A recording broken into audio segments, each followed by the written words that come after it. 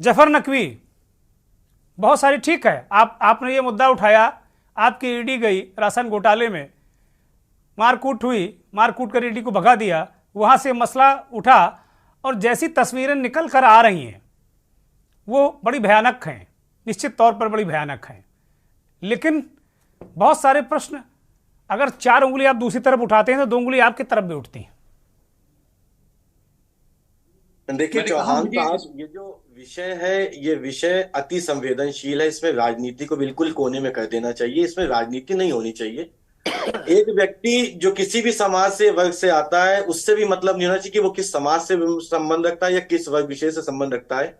एक व्यक्ति जिसपे ईडी की जब टीम पहुंचती है, उस पे जब जानलेवा ईडी पे जानलेवा हमला करता है तो यहाँ पे शक होता है कि इसको राजनीतिक संरक्षण प्राप्त है, उसको भी हम साइड कर देते हैं। लेकिन एक व्यक्ति जो इस प्रकार से महिलाओं का शोषण कर रहा है, दोहन कर रहा है, उसके बाद जब महिलाओं के अंदर थोड़ी सी कुव्वत आती है, उसके बाद भी सरकार इनको जो है 55 दिन लग जाता है इस मामले को सामने लाने में। जब हाईकोर्ट अपनी संलिप्तता जाहिर करता है तब जाकर ऐसे माफिया तबके के लोग, इनकी गिरफ्तारी होती है। उसके बाद भी आप उसको जब कोर्ट में जाता है उसका आप रौला देखिए कि क्या सीना तान के जा रहा है। पुलिस चारों तरफ ऐसे घूम रही जैसा लगता है कि वो कोई विधायक या सांसद आया है और वो औचक निरीक्षण पे अपने जो है विभाग के लिए आया है। इस प्रकार का राजनीतिक संरक्षण उस व्यक्ति को प्राप्त है और वो केवल एक विशेष समाज से आता और सारा खेल यहाँ पे वोट बैंक का है।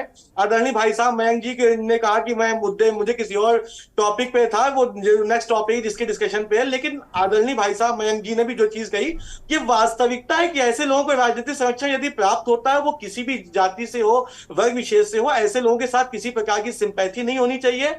और ये भारतीय जनता पार्टी ने जिस प्रकार से इस मामले को उठाया और उस पर फिर कोर्ट के संज्ञान में आया और सरकार पे दबाव बनाया, तब ये जाकर शेख साहब जो शहजादे हैं टीएमसी के, उनकी गिरफ्तारी होती है।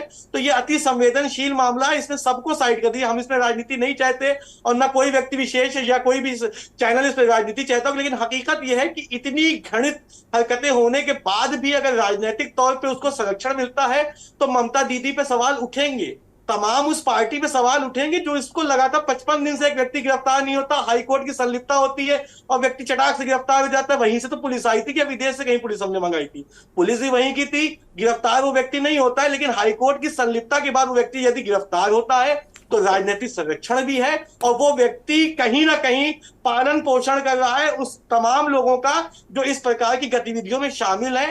ये इनका कोई पहला मामला नहीं, इससे पहले भाजपा नेताओं की हत्या के मामले में इनको आरोपी किया गया, इसके बाद खाद वितरण घोटाला आया, इसके बाद उन्होंने ईडी पे हमला किया। ईडी पे हमले के बाद जब इनकी गिरफ्तारी हुई, आज वहां जश्न का माहौल है। कुछ मीडिया चैनल्स के द्वारा आप फोटोग्राफ देखिए, लोग जश्न मना रहे, वो महिलाएं अपने आप को अब सुरक्षित महसूस कर रही कि ऐसी गतिविधि के बाद उनके अंदर थोड़ा हौसला हिम्मत आई। जब कोर्ट का हस्तक्षेप होता है तो ये चिंता का विषय है पश्चिम बंगाल की तमाम लोगों की, और एक महिला मुख्यमंत्री होने के बाद महिलाओं का शोषण और दोहन होता है तो यकीनन ये अति निंदनीय कृत है। इस पे किसी प्रकार की राजनीति का न कोई स्वरूप है न बन सकता। ठीक है, ठीक बात है।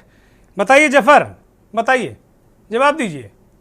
हमारे मयंक भाई ने जिस प्रकार से बताया कि योगी आदित्यनाथ अपनी जिम्मेदारी नहीं निभा पा रहे हैं, उनको फर्जी इनकाउंटर स्पेशल एक कम्युनिटी के दिखे होंगे, वो जो सो कॉल कम्युनिटी जिसके ये सबसे बड़े हितैषी हैं, उसी कम्युनिटी के इनकाउंटर इनको सबसे ज्यादा दिखते हैं। इनको माफिया नहीं दिखते, इनको आपराधिक तत्व नहीं दिखते, इनको आपराधिक गतिविधियां नहीं दिखती, लेकिन एक स्पेशल कम्युनिटी का जब इनकाउंटर होता है तो ये सबसे बड़े हितैषी हैं।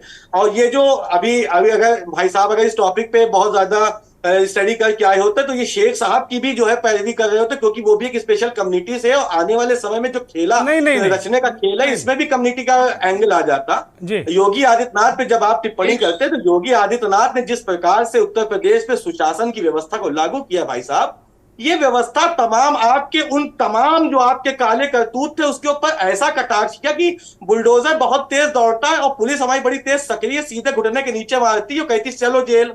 तो ये व्यवस्थाएं योगी आदित्यनाथ की हैं, ये व्यवस्थाएं उस सुशासन की है, उस सबके साथ सबके विकास की जो समानांतर नीति है। हम उस आधार पर उत्तर प्रदेश की कानून व्यवस्था को सुचारू रूप से जा रहे।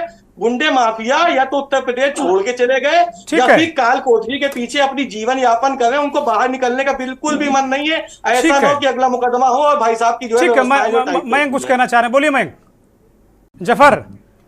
जफर जल्दी से 20 सेकंड में जवाब दीजिए। मैं आ रहा हूं चौधरी जी, बहुत बहुत जल्दी, वक्त नहीं है। जफर 20 सेकंड। टिप्पणी कर रहे थे, योगी जी पे टिप्पणी कर रहे थे। मैं भाई साहब को याद दिला दूं, स्वर्गीय मुलायम सिंह यादव जी ने एक बहुत अच्छा बयान दिया था, गलतियां बच्चों से हो जाती हैं। तो इस प्रकार की टिप्पणी करने से पहले 100 बार सोचा कीजिए कि टिप्पणी कर रहे हैं तो पूर्ववर्ती जो आपके बयान है उनकी भी आलोचनाएं आ सकती हैं। दूसरी बात जो सीबीआई पे आ जाइए, सीबीआई पे आ जाइए। नेताजी अब गए दुनिया से, सीबीआई पे आ जाइए। और गूगल करके भी बात जो आप कह रहे हैं, ईडी सीबीआई की बात जो आप कह रहे हैं, आपको पकड़ लग रहा होगा, लेकिन दिल्ली अगर चले जाते, भाई साहब नहीं गए तो अब उन्होंने कहा कि वीडियो कॉन्फ्रेंसिंग से होंगे, तो अगर बतौर गवाह उनको बुलाया जाए, चले जाने दीजिए। क्यों आप लोग इतना वहां आक्रोशित हो जाते हैं छोटी छोटी बातों से?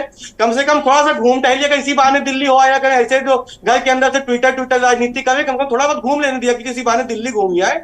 तो फिलहाल ईडी और सीबीआई को आप गलत मत समझिए। ईडी सीबीआई तमाम उन लोगों के पास जाएगी जो इस प्रकार के कल्प्रिट हैं, उन तक पहुंचेगी। और अगर हमारी पार्टी के भी कल्प्रिट है तो